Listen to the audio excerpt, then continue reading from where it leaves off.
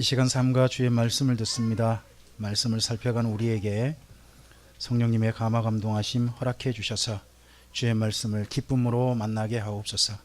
진리 그대로 순전히 만나게 해주셔서 그 말씀을 가슴에 담고 오늘 이후 우리가 걸어갈 삶의 자리를 바라볼 수 있게 하옵소서. 그리고 그 삶의 자리에서 우리가 살피고 우리 가슴에 담은 말씀이 기준이 되어지고 그 말씀을 따라 감동하시는 성령님의 도우심을 힘입어 주의 백성답게 하나님을 경외하며 우리 인생길을 걸어갈 수 있게 하옵소서. 의탁드리오며 예수님 이름으로 기도합니다. 아멘. 주님 안에 함께 뵙게 되어서 너무 반갑고 좋습니다. 우리 사랑하는 성도님들과 서로 그렇게 인사합시다. 주님 안에 뵙게 되어서 참 좋습니다.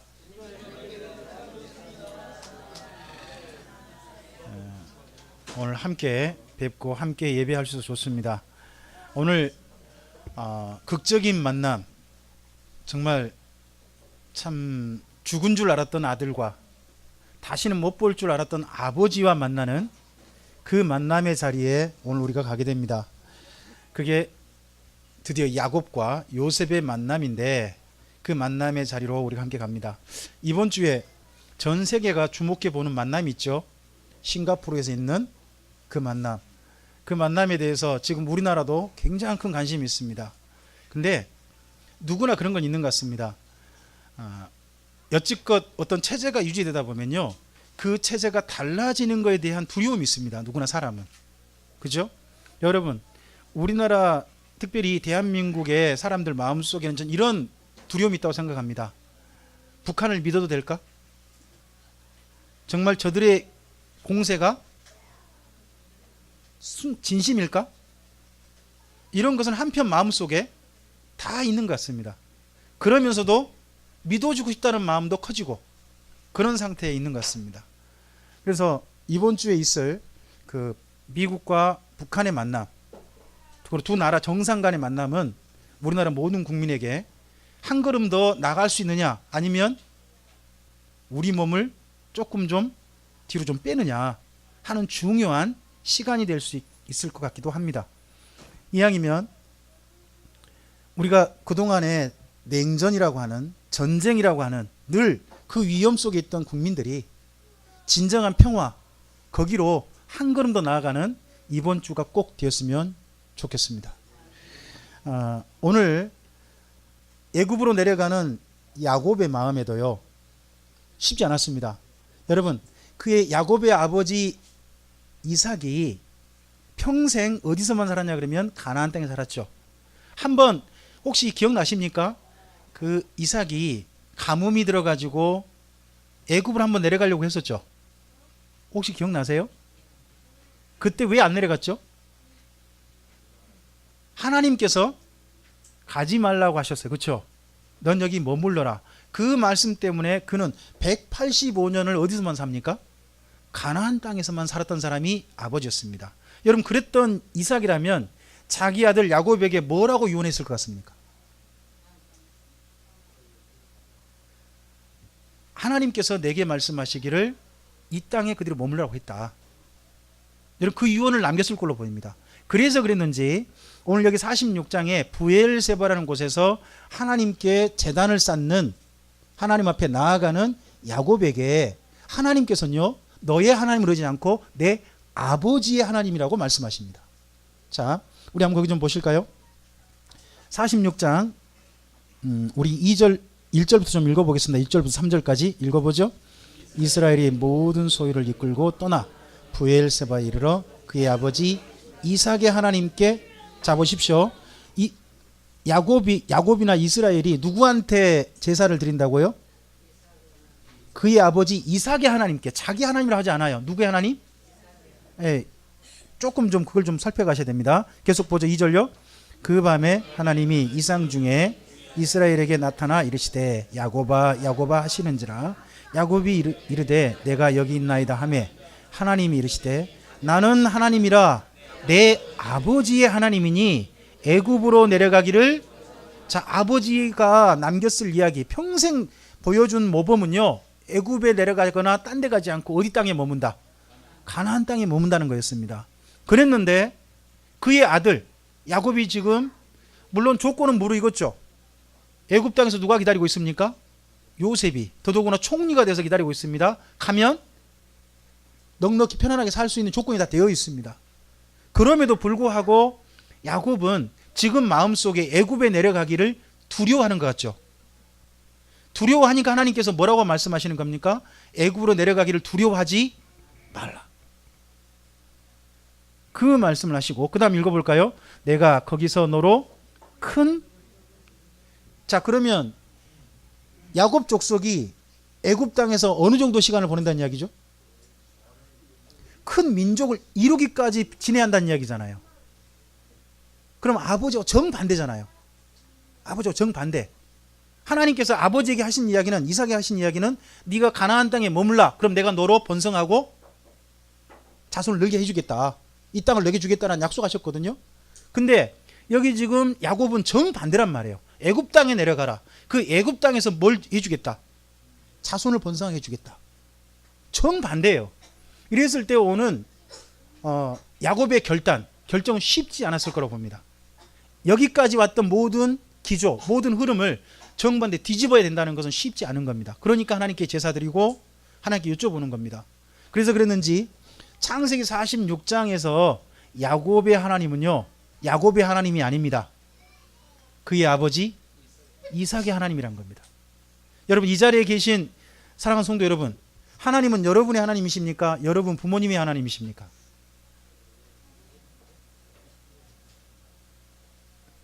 이 자리에 있는 모든 사람이 하나님이 다 나의 하나님일 수 없다고 저는 봅니다. 누군가에게는 아직도 내가 엄마 때문에, 내가 아빠 때문에 교회 오는 거지, 신앙생활 하는 거지, 하나님이 아직 나의 하나님이 되지 않는 이도 있다고 저는 봅니다. 아직도 야곱은 하나님을 의식하지만 하나님은 내 하나님이 아니라 내 아버지 하나님입니다. 그래서 우리가 창세기를 읽어가면서 꼭 보셔야 할 게 뭐냐, 이 야곱에게 드디어 야곱의 하나님이 될 때가 언젠가를 보셔야 되는 겁니다. 아직까지도 46장에서는 아직도 야곱에게 하나님은 아버지 하나님이십니다. 그 하나님께 여쭙고 있습니다. 그래서 하나님의 말씀대로 전체 허락받고 모든 가족과 함께 애굽 땅에 내려가죠.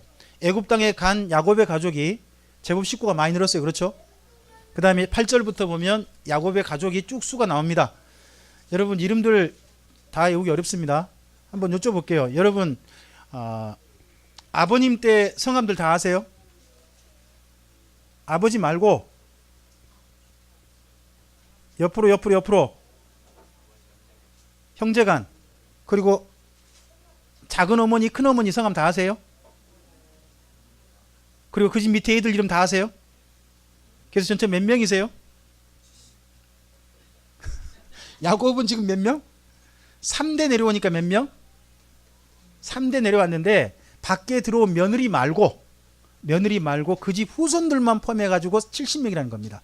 근데 이 70명의 수가 제가 과연 야곱의 생전에 간 숫자냐 하는 부분은 좀 의심스러운 부분들이 있어요. 다 안 믿겨지는 부분이 있어요. 가령 여러분 한번 이 부분 봐보실까요? 12절 있죠. 12절 읽어보실까요? 베레스와 세란이 엘과 오나는 가나안 땅에서 죽었고 베레스의 아들은 헤스론과 하물이라고 합니다.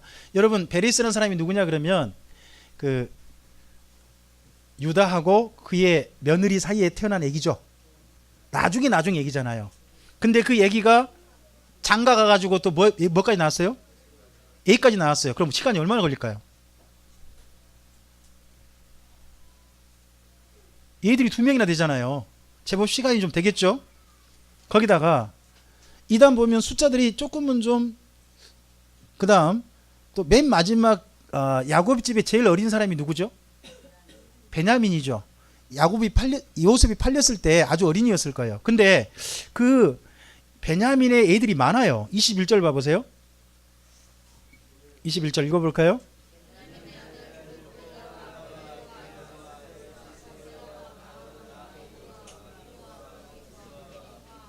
몇 명이에요?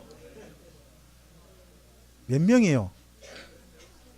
10명 낳는데 몇 년 걸리겠어요? 그냥 쌍둥이로 팍팍 낳아버릴까요? 아내가 여럿이면 그것도 가능하네요. 예. 이름이 비슷한 쌍둥이거나 다양한 추측이 가능합니다. 근데 만약에 한 명의 아내를 통해서 그냥 그 사람 쭉쭉쭉 형제로 나왔다면 모든 가능성이 다 있죠. 그러니까 이런 가능성 놓고 보면 실제 베냐민의 자녀가 굉장히 이렇게 많아가지고 그때 태어나가지고 애굽 내려가기 전에 태어났다. 어렵잖아요. 그래서 아예 이렇게 볼 수도 있다고 저는 봅니다. 야곱이 내려간 게 3대가 내려가죠. 3대. 그렇죠? 3대가 내려갔는데 3대 전체 숫자 그렇게 이해해도 전 넉넉하다고 봅니다. 왜냐 그러면 미리 애굽 땅에 내려가는 사람 있죠. 누구?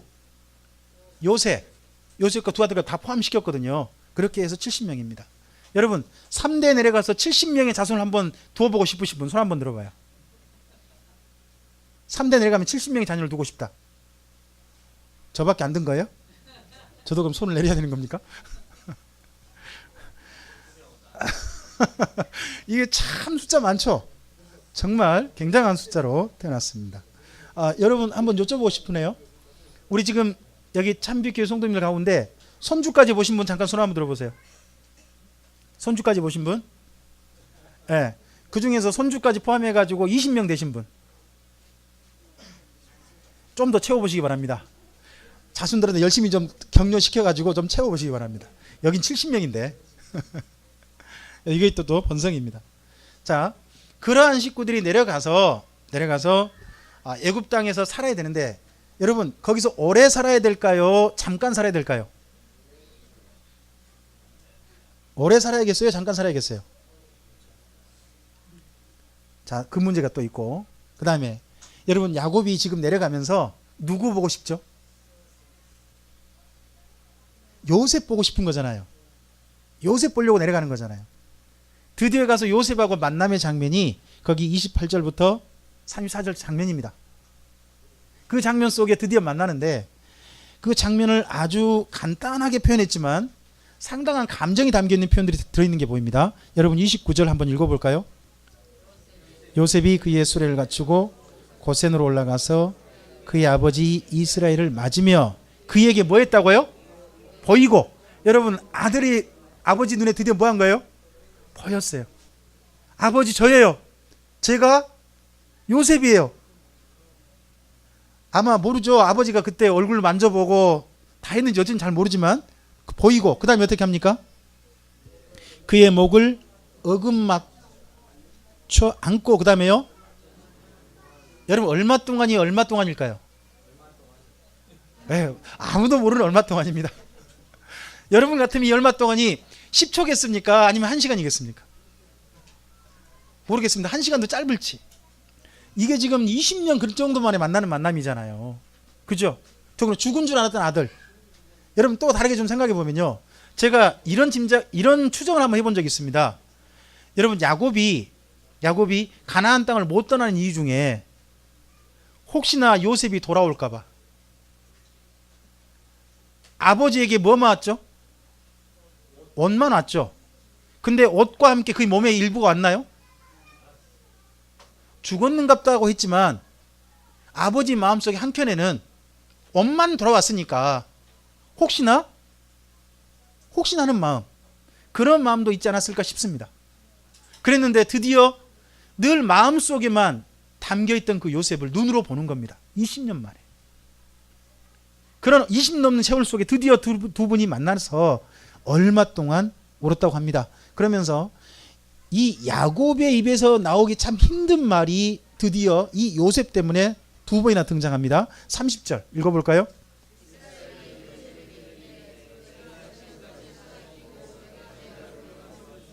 지금 죽어도. 여러분 야곱의 평생에 제일 하기 힘든 말이 뭔 말이냐? 족하다 하는 말입니다. 족하다. 야곱은 족하다 인생이 아닙니다. 손으로 붙잡는 인생이지. 끝없이 붙잡아야지. 더 많은 걸, 더 좋은 걸 붙잡아 가는 인생이지 만족하지 못하는 인생이 바로 야곱입니다. 근데 야곱의 생애에 드디어 그가 잡고 싶었던 모든 것들을 다 손 벌리고, 그리고 난 다음에 드디어 그 입에서 두 번이나 등장합니다. 내가 족하다. 내가 이 정도면 충분하다. 여러분, 우리의 삶 속에 이 정도면 충분하지 않습니까? 이 정도면 참 감사하지 않습니까? 그런 이야기가 우리 지금 현재 삶에 대한 고백입니까? 아니면 하나님 좀 더 채워 주시옵소서가 우리의 삶의 고백입니까?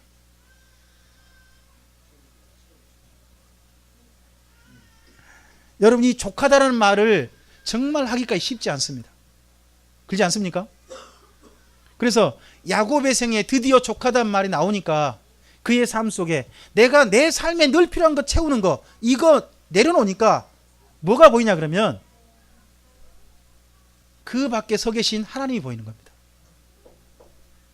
여러분, 내 삶에 찾고 싶은 것이 있는 동안은요, 하나님도 내 삶을 돕는 분일 뿐이지 내가 정말 붙잡아야 될 분은 아닌 겁니다, 사실은.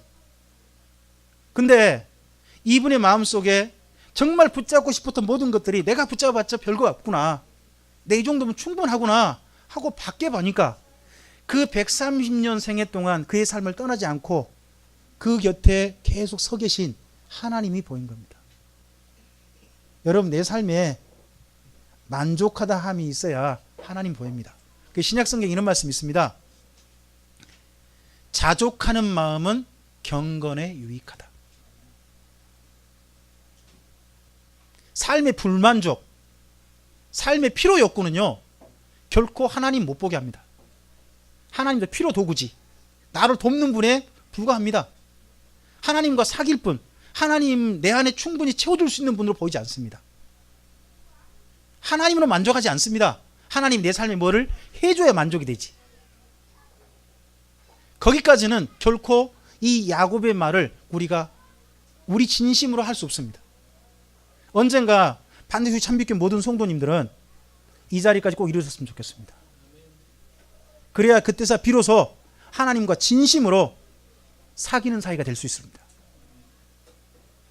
우리 옆에 계신 성도님과 함께 그렇게 한번 이야기 나눠볼까요? 질문 한번 드려봅시다. 하나님과 사귀십니까? 하나님을 필요로 하십니까?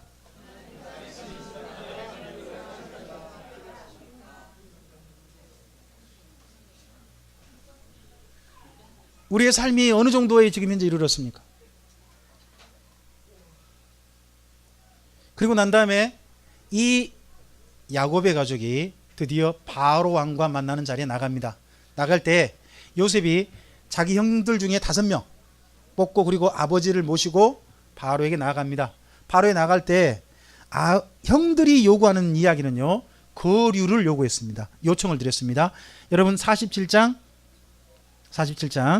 우리 3절부터 한번 좀 읽어보겠습니다. 3절부터 4절까지 읽어보죠. 너희 생업이 무엇이냐? 그들이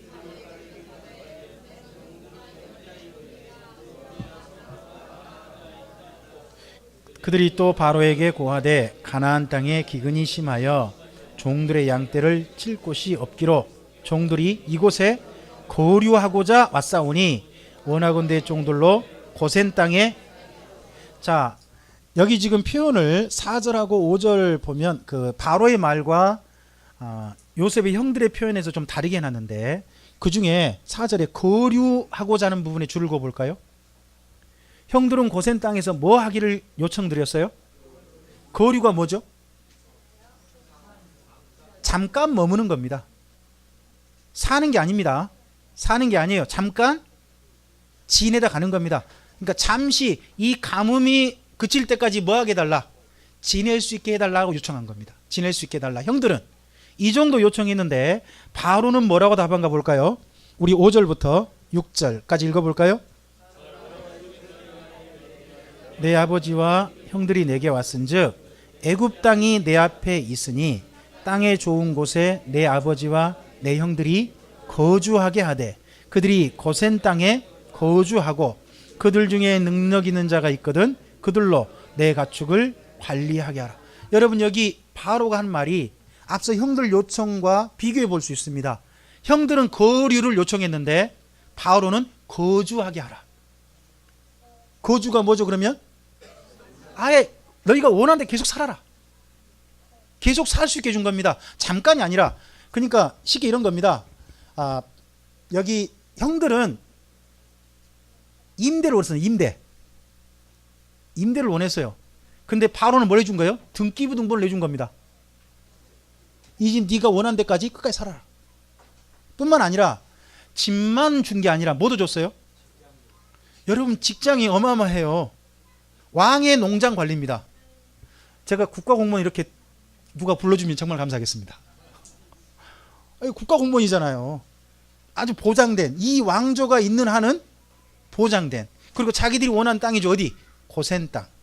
고센 땅이라는 그곳에서 왕의 목장을 관리하는 그런 일들로 그곳에 거주하라고 허락해 줍니다. 다 누구 덕분입니까? 요셉 덕분입니다. 여러분 그래서요, 집에서 한 명은 잘나야 됩니다. 한 명은 잘 돼야 나머지 식구도 조금은 좀 도움을 좀 받을 수 있습니다. 그것을 허락해 주고 난 다음에, 그리고 나서 그의 아버지 야곱을 만납니다. 바로가 만나서 처음 물어본 말이, 바로가 만나자마자 하는 이야기가 나이가 몇이요? 라고 물어봅니다. 왜 그렇게 물어볼까요? 보니까 이분 연세가 도대체 몇 살이냐 궁금했을 정도로 모습이 있다는 거죠.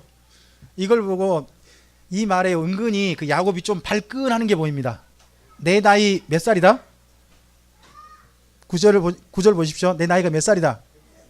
여러분 그 당시에 130년은요. 지금 우리 때 130년 어마어마하죠. 근데 이 당시 야곱 당시로 가보십시오. 아버지 몇 살 살으셨어요? 185세.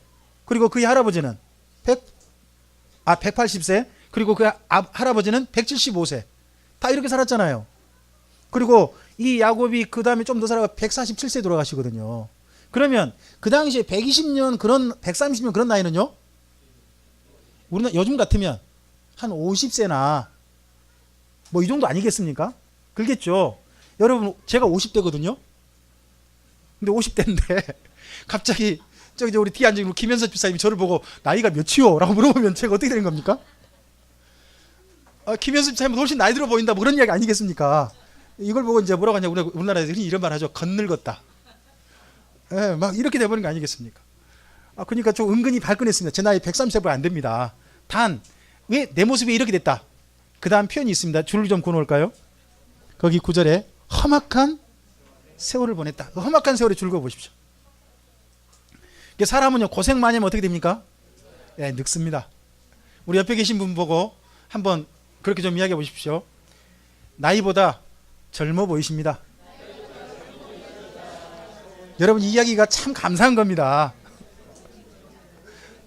한번 또 옆에 계신 분한테 그렇게 좀 이야기 한번 해보실까요? 나이 다와 보이십니다. 이 정도까지는 들을만 합니다. 근데 옆에 분에 한번 더 여쭤보십시오. 연세가 어떻게 되십니까?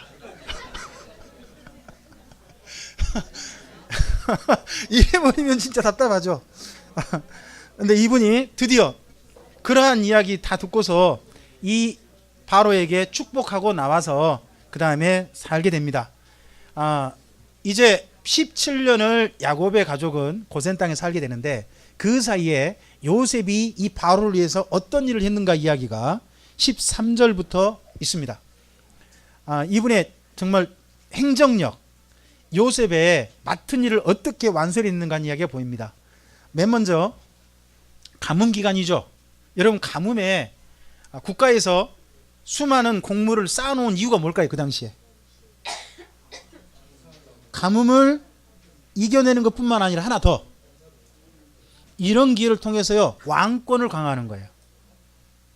중요한 건 지금 이 정부가요 아마도 그 외세 세력이 들어와 가지고 자리 잡은 것 같거든요. 힉소스 왕조라고 보통 그렇게 보기도 하고 하는 왕조예요. 이 왕조니까 기존 세력에게는 뭐예요? 늘 마땅치 않는 거예요. 그러면 그 왕조가 힘이 있으려면 뭐가 있어야 돼요? 국민들이 복종해야 되잖아요. 복종하려면 뭐가 필요하냐 그러면 국민들이 복종할 수밖에 없는 뭔가가 필요해요. 그런 역할을 누가 해주는 거예요? 요셉이 하는 거예요. 가장 먼저 뭐를 거둬들여요? 여러분 지금 가뭄이 2년 지났잖아요. 여기까지 2년 지났잖아요. 근데 1년을 뭘로 버텨버려요? 3년째를 돈으로 버텨요. 여러분 지금 앞서서 혹시 야곱 가족 기억나세요? 야곱가족 재산 식량 구하러 올 때 돈 얼마 가져왔어요? 조금이었죠. 조금이지 않습니까? 근데 애굽 사람들은 3년째를 어떻게 버텨요? 돈으로 버텨버려요. 여러분, 그러면 그 당시에 그 애굽 사람들이 얼마나 잘 사는가 보이죠? 대단한 경제 수준입니다. 그러고 난 다음에 이렇게 되고 난 다음에도 살 수가 없어요. 그러니까 그 다음 뭘로요? 가축으로 1년을 버텨요. 그럼 가축이 얼마나 많다는 이야기죠? 가축을 팔아서 1년을 더 버텨버려요. 그러고 난 다음에 이제 되니까 몇 년 지난 거죠? 4년, 앞으로 몇 년 남았습니까? 3년 남았습니다. 근데 3년 남을 때 되니까 그때 못 버티겠는 겁니다. 이제 뭐만 남았어요? 땅, 그리고 자기 몸. 그래서 마지막으로 가져온 게 땅과 자기 몸을 가져왔습니다. 그러면서 바로에게 우리 땅하고 몸도 다 줄 테니까 우리를 죽지 않게 해주십시오. 우리가 바로의 종이 되겠습니다. 여러분, 이런 말을 원래 원주민들인 애굽 사람들이 하고 싶을까요? 안 하고 싶을까요? 이런 말 진짜 하기 싫었을 겁니다. 근데 할 수밖에 없게 만든 거죠. 그 역할을 했던 사람이 누구? 요셉입니다. 요셉이 그렇게 해서 이 모든 걸 보십시오. 그래서 여기 13절부터 보시면 돈도 누구한테 돌립니까? 14절에 읽어볼까요? 요셉이 곡식을 팔아 애굽 땅과 가나안 땅에 넣은 돈을 모두 거두어들이고 이 돈을 누구에게? 네. 이걸 국고로 환수하는 겁니다. 국고로 다 환수하고, 그리고 그 다음 또 가보십시오. 20절 읽어봅니다. 그러므로 요셉이 애굽의 모든 토지를 다 사서 바로에게 바치니 애굽 모든 사람들이 기근에 시달려 각각 토지를 팔았음이라. 땅이 바로의 소유가 되니라. 여러분, 그 당시는 농경사회거든요. 그러면 땅이라는 것은 어마어마한 힘이에요. 근데 땅이 전부 다 뭐예요? 왕땅이에요. 그럼 이제 백성들이 살려면 누구를 의지할 수밖에 없어요? 여러분, 이렇게 만들어낸 사람이 요셉이란 겁니다. 근데 이 다음에 무조건 하는 게 아니라 세금 제도를 만듭니다. 그게 5분의 1 제도입니다. 5분의 1 제도. 그 부분 읽어볼까요? 우리 23절부터 좀 읽어보겠습니다. 23절, 24절.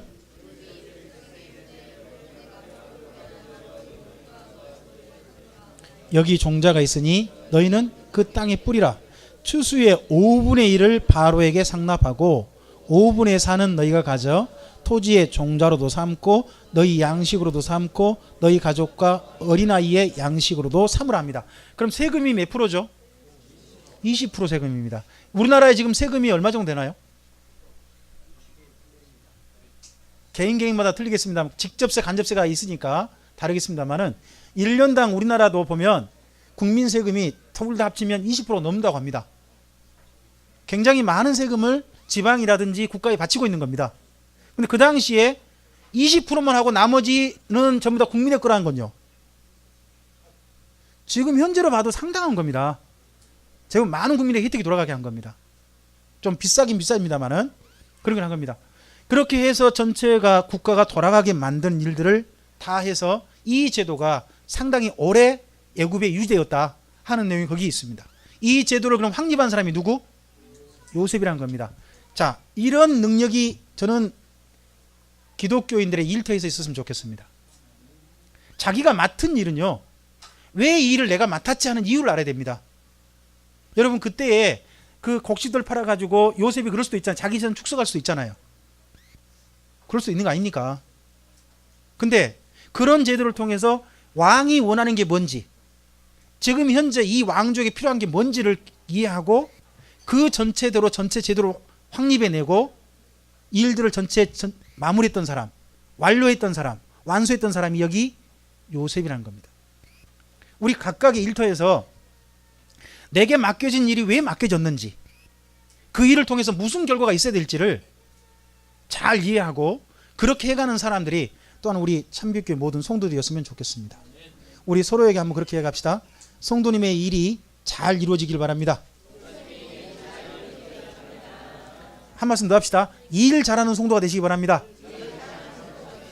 여러분, 일 잘한다는 것은 바로 이렇게 하는 겁니다. 요셉처럼. 이게 요셉처럼 하는 게 바로 일 잘하는 겁니다. 그런 요셉의 일들 후에 드디어 야곱의 가족이 평안하게 거기 살 수 있게 되었습니다. 그러면서 야곱이 17년 살았다는 이야기가 27절부터 나머지 붙어 있습니다. 그의 나이 몇 살? 147세라고 되어 있습니다. 그리고 죽기 전에 아들에게 마지막 부탁합니다. 요셉에게 나를 어디에 묻어달라. 조상의 묘실이면 어디 있죠? 가나안 땅 어디? 막벨라굴. 어디가 있죠? 헤브론. 헤브론의 막벨라굴. 맨 먼저 첫 번째 묻힌 분은 누구? 사라죠. 사라가 먼저 했고 그 다음에 아브라함, 그 다음에 이삭, 그 위에 누구도? 야곱도 그 위에. 이게 바로 열조에게 돌아갔다는 이야기예요. 우리나라 묘조는 달라요. 우리나라는 그 가족묘로 해가지고 맨 위에 조상님 묘조 순서 맞나요? 그 밑에 누구? 그 다음 아들때, 그 다음 손주때 이렇게 내려오죠. 층층 내려오잖아요, 우리나라는. 근데 거기는 어떻게 하냐? 무덤을 각각 둬가지고 무덤에서 그냥 사람을 썩혀요. 썩히고 난 다음에 뼈다귀만 걷어. 뼈다귀만 걷어가지고 맨 한 묘실이 있는데 그 묘실 맨 밑에 출발하신 분을 가장 먼저 눕혀요. 묘를. 그리고 그 위에 그 다음 분, 그 다음은 뼈다귀를 계속 던지는 거예요. 그러니까 그 한 묘실에는 뭐가 가득할까요? 조상의 뼈가 가득하죠. 그걸 보고 열조에게 돌아갔더라. 성경 그렇게 얘기하는 거예요. 거기 함께 묻히고 싶은 거예요. 그렇게 묻히는 묘실로 해주기를 원하고 그거에 대해서 요셉이 맹세하자 드디어 야곱의 이야기 가운데 이 이야기가 붙어 있습니다. 31절 후반부는 줄거놨으면 좋겠습니다. 31절 후반부에 이스라엘이 침상머리에서 하나님께 경배하니라. 줄거놓죠.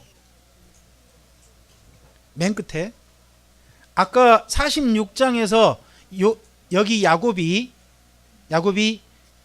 브엘세바에서 만났던 하나님 어떤 하나님입니까? 그의 아버지 하나님이었죠. 근데 여기서 드디어 이스라엘이 하나님께 경배한다고 나오고 그리고 바로 돌아가시거든요. 돌아가신 48장에 있는 내용 여기까지 살피고 오늘 마치겠습니다. 여러분 15절 48장 15절 16절까지 읽어보겠습니다. 그가 요셉을 위하여 축복하이르되 내 조부 아브라함과 아버지 이삭이 섬기던 하나님, 나의 출생으로부터 지금까지 나를 기르신 하나님, 나를 모든 환난에서 건지신 여호와의 사자께서 이 아이들에게 복을 주시오며 이들로 내 이름과 내 조상 아브라함과 이삭의 이름으로 칭하게 하시오며 이들이 세상에서 번식되게 하시기를 원하나이다. 여러분 드디어 야곱의 입에서 어떤 말이 나왔냐 그러면 나의 하나님, 아버지 하나님 정도가 아니라 드디어 누구의 하나님? 나를 길러주신 하나님, 나를 여기까지 도와주신 하나님, 내 이름의 하나님, 그 하나님까지 왔습니다. 저는 우리 사랑하는 참빛교회 모든 성도님들의 삶이 하나님이 바로 나의 하나님이시기를 저는 기대합니다. 이 자리에 있는 우리 사랑하는 청년 여러분, 그리고 학생 여러분, 어린 여러분, 여러분들은 지금 여러분들이 이 자리에 있지만 여러분들의 하나님이 어떤 하나님인지 저는 잘 모릅니다. 여러분 스스로 고백이 있겠죠? 근데 그 하나님이 지금은 아버지의 하나님, 어머님의 하나님일지 모르겠으나 언젠가 반드시 여러분도, 우리 사랑하는 어린이 여러분 모두도 하나님이 바로 나의 하나님이시다 하는 고백에까지 이르게 되기를 바랍니다. 우리 사랑하는 성도에게 한번 자신의 하나님을 고백해 볼까요? 하나님은 바로 나의 하나님이십니다.